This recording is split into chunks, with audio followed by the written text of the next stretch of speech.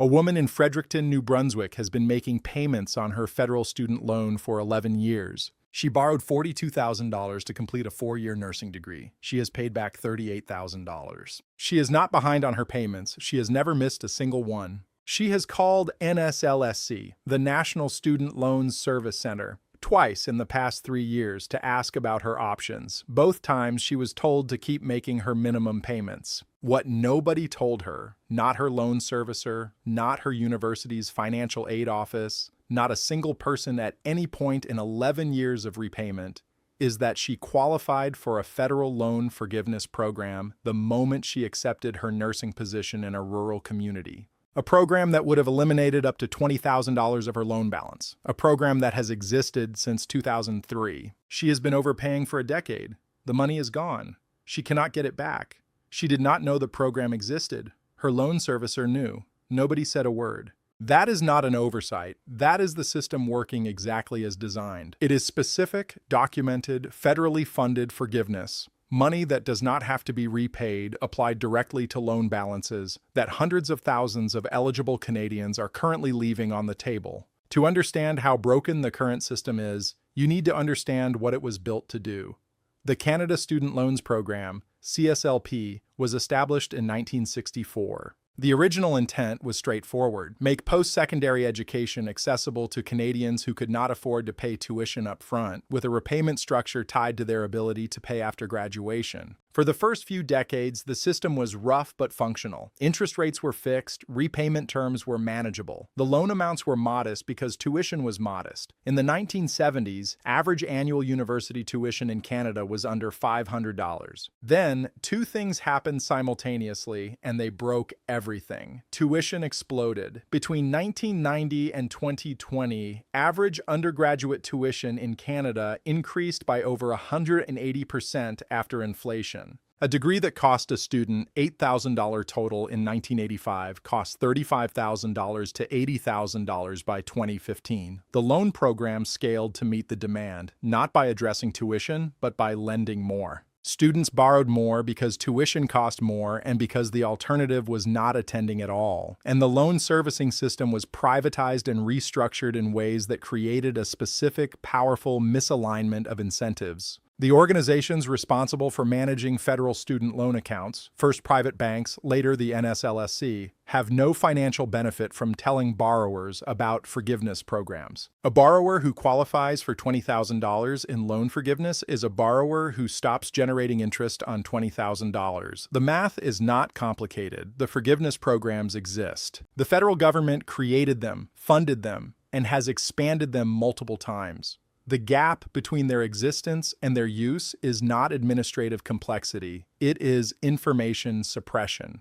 Passive, systematic, financially motivated information suppression. Today, I am going to close that gap for anyone watching this video. Before we get to the forgiveness program specifically, we need to talk about the Repayment Assistance Plan, the RAP, because it is the foundation everything else builds on, and it is the most underused federal student loan program in Canada. The Repayment Assistance Plan is a federal program administered through the NSLSC that caps your monthly Canada student loan payment at a percentage of your income, not your loan balance, not your original payment amount, your actual current income. Here is how it works in concrete terms. If your gross annual income is $40,000 or less, your required monthly payment under RAP is $0, not reduced, zero. You are not in default. You are not accruing penalties. You are on an approved repayment plan with a monthly payment of $0. If your income is above $40,000, your payment is capped at 20% of your discretionary income. The income above a basic living threshold defined by family size. For a single person, the basic threshold is approximately $25,000.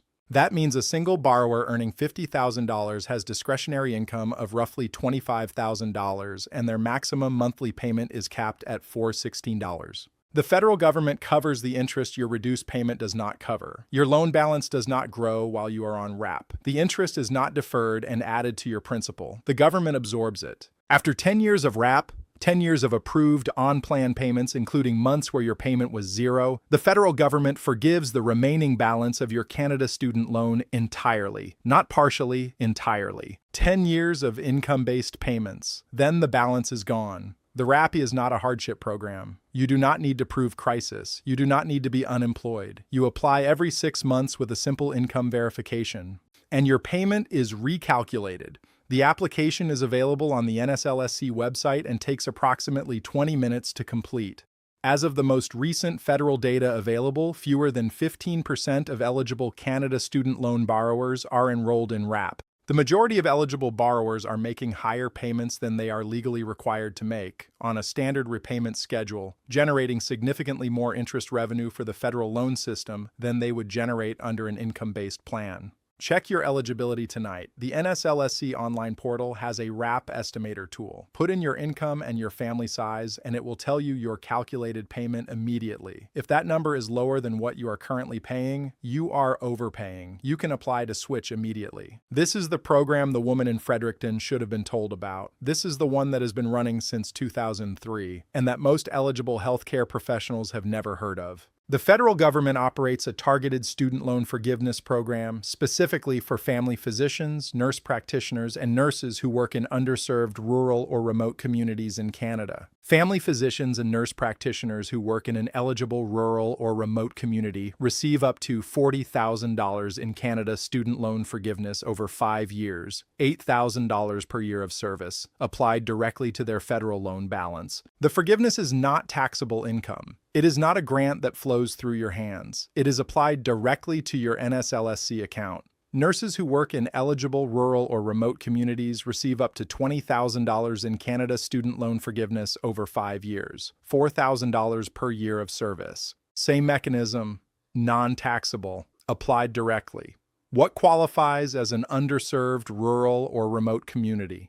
The federal government maintains a list of eligible communities, updated periodically, that includes hundreds of locations across every province and territory. Small towns, northern communities, reserve communities, regions with documented physician and nurse shortages. The list is broader than most healthcare professionals assume. Many suburban and peri-urban communities with documented primary care shortages have qualified. The eligibility requirements are not complicated. You must be working in a qualifying position, employed or self-employed as a family physician, nurse practitioner, or nurse. You must be working in an eligible community. You must have an outstanding Canada student loan balance. You apply annually through the NSLSC with documentation of your employment and community designation. The program has existed in various forms since 2003. It has been expanded multiple times. It is currently active, and the majority of eligible healthcare workers in Canada have never been told it exists by their loan servicer,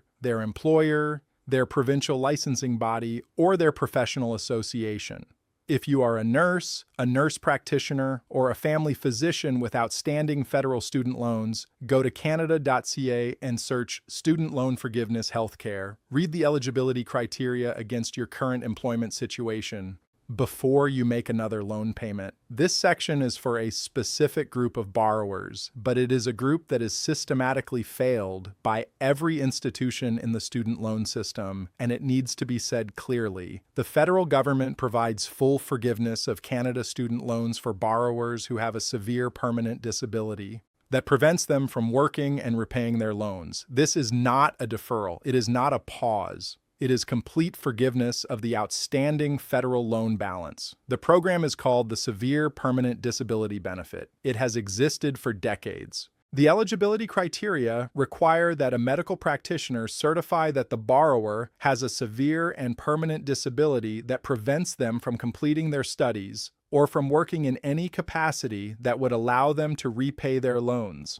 The application process requires a physician or nurse practitioner to complete a federal form, the Severe Permanent Disability Benefit Application, confirming the nature and permanence of the disability. Once approved, the outstanding Canada student loan balance is eliminated. The Canada Revenue Agency does not treat the forgiven amount as taxable income. There is no repayment requirement. There is no obligation to return the forgiven amount if your circumstances change. The forgiveness is permanent once granted. The number of borrowers who qualify for this benefit and have not applied for it is not publicly tracked. What is publicly known is that disability advocates and legal clinics across Canada regularly encounter borrowers who have been living with qualifying conditions for years, making payments they legally do not owe, or defaulting on loans they could have had eliminated without ever being told this benefit exists. If you have a severe permanent disability and outstanding Canada student loans, or if you know someone in that situation,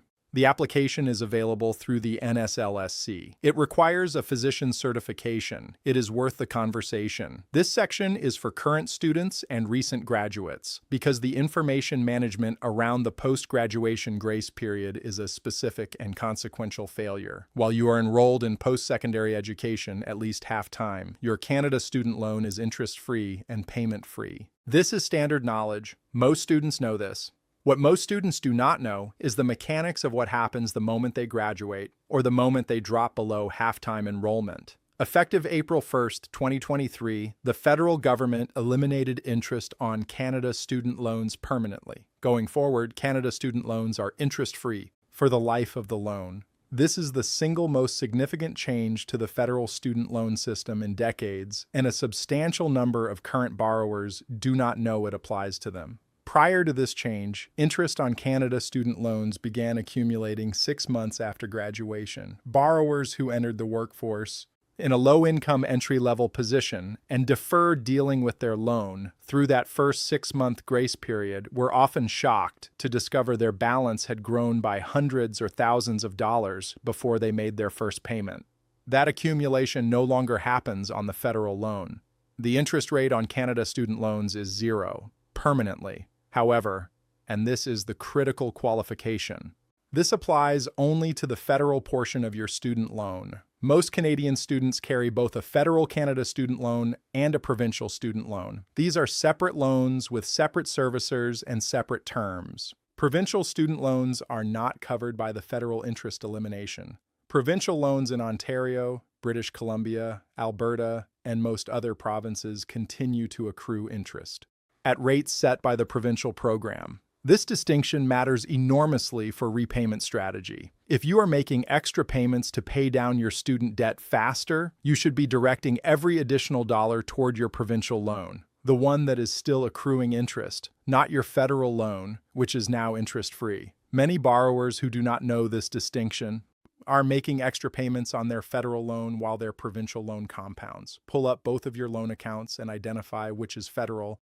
serviced through NSLSC, and which is provincial. They may have been bundled in your original loan documentation in a way that made them appear to be one loan. They are not. They have different interest rates, different servicers, and very different strategic implications. Everything we have covered so far applies to your federal Canada student loan. But most Canadian graduates carry provincial debt as well, and every province has its own forgiveness, grant conversion, and assistance programs that operate entirely separately from the federal system. I am going to walk through the major provincial programs because the federal programs get almost no attention and the provincial programs get even less. In Ontario, the Ontario Student Assistance Program, OSAP, includes a grant component that does not need to be repaid. For eligible low and middle income students, a portion of their OSAP award is automatically structured as a grant rather than a loan. Many students who received OSAP do not know how much of their original award was grant versus loan, meaning they may be repaying money they were never required to repay.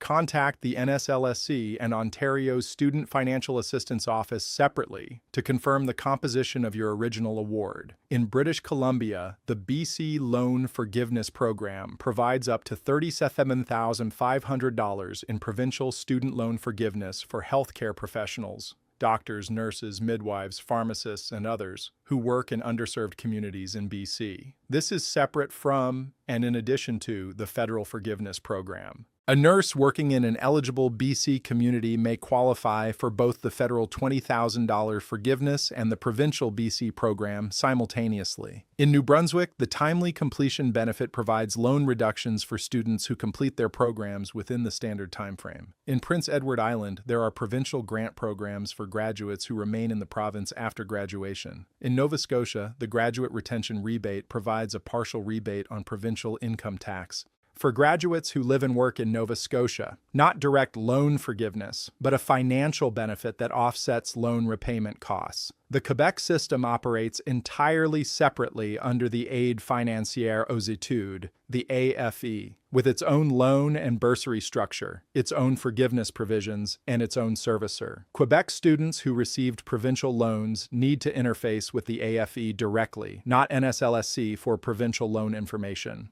The point is not that every provincial program is generous or well-designed. The point is that a Canadian graduate navigating their student debt is doing so against a fragmented, multi-layered system. Federal and provincial grants and loans, multiple servicers, multiple eligibility criteria, and no single institution in that system has any obligation or incentive to give them a complete picture. You have to build that picture yourself, tonight. This section is for borrowers who are already in default because the information available to defaulted borrowers is even worse than the information available to borrowers in good standing. A Canada student loan enters default when you have not made a payment in 270 days, 9 months. At that point, the federal government sends the account to the Canada Revenue Agency for collection. The CRA has significant collection powers. They can intercept your tax refund, garnish your wages, and apply your GST/HST credits to your loan balance. What most defaulted borrowers do not know is that there is a federal program specifically designed to bring defaulted loans back into good standing.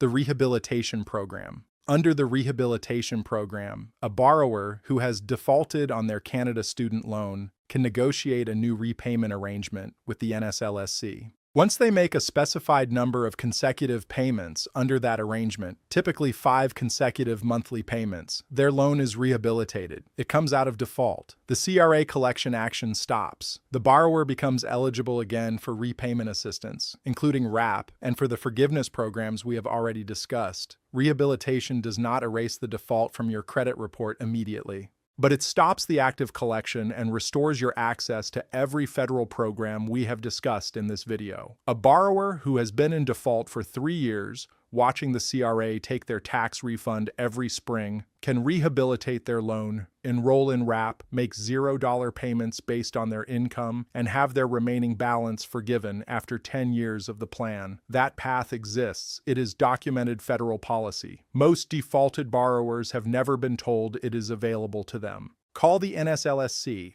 Tell them you want to discuss loan rehabilitation.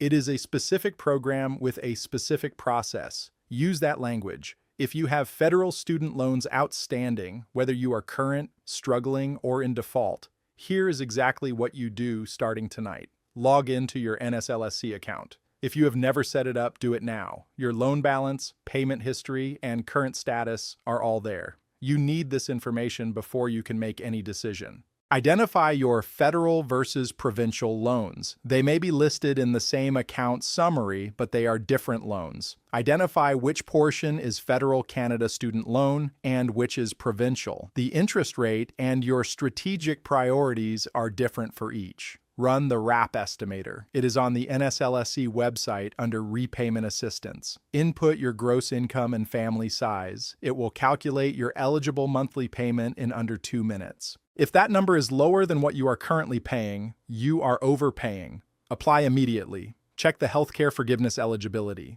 If you are a family physician, nurse practitioner, or nurse with a Canada student loan balance, go to canada.ca and search for the Canada Student Loan Forgiveness for Family Doctors and Nurses program. Compare the eligible community list against where you work.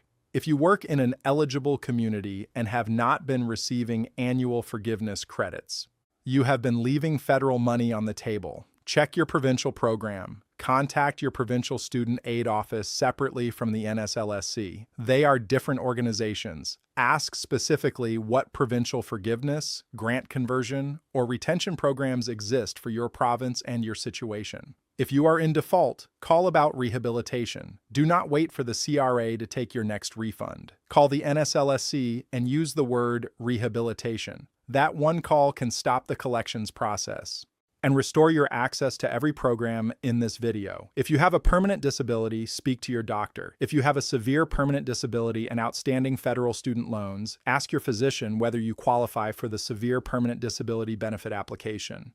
one conversation with your doctor, one federal form, potentially tens of thousands of dollars eliminated from your balance permanently. The process is not fast. The system is not designed for your convenience, but every single program I described in this video is currently active, currently funded, and currently available to eligible Canadians who apply for it. The only variable is whether you know to apply.